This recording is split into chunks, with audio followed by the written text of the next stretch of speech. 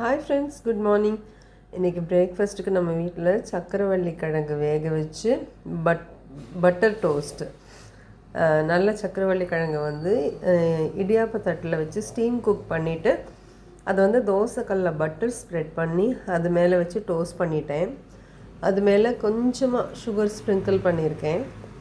அது மாதிரி bread டோஸ்ட்டுங்க. Butter தான், மறுபடியும் பட்ரு போட்டுட்டு ப்ரெட் நல்லா கிறிஸ்பியாக டோஸ்ட் பண்ணிவிட்டு அது மேலே இட்லி மிளகாய் பொடி, கொஞ்சமாக சுகர், இது ரெண்டும் போட்டிருக்கேன். இந்த காம்பினேஷன் ட்ரை பண்ணி பாருங்கள், சூப்பராக இருக்கும். ஒரு மாதிரி சைல்டிஷ் காம்பினேஷன் தான் அப்படின்னு நினைப்பீங்க. பட் இதில் நமக்கு தேவையான ப்ரோட்டீன்ஸ் எல்லாமே இருக்குங்க, கார்ப்ஸ் எல்லாமே இருக்குது. பிரேக்ஃபாஸ்ட்டுக்கு சஃபிஷியண்ட்டாக இருக்குது. இது கூட ஒரு செவ்வாழைப்பழம் ஆஸ் யூஷுவல் எடுத்துப்போம்.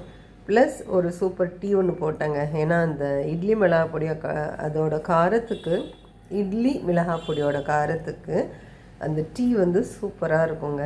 இது ட்ரை பண்ணி பாருங்கள். ஒரு மாதிரி என்ன இப்படி பண்ணியிருக்காங்கன்னு யோசிக்க தோணும். பட் சாப்பிட்டீங்கன்னா கண்டிப்பாக சூப்பராக இருக்குன்னு சொல்லுவீங்க.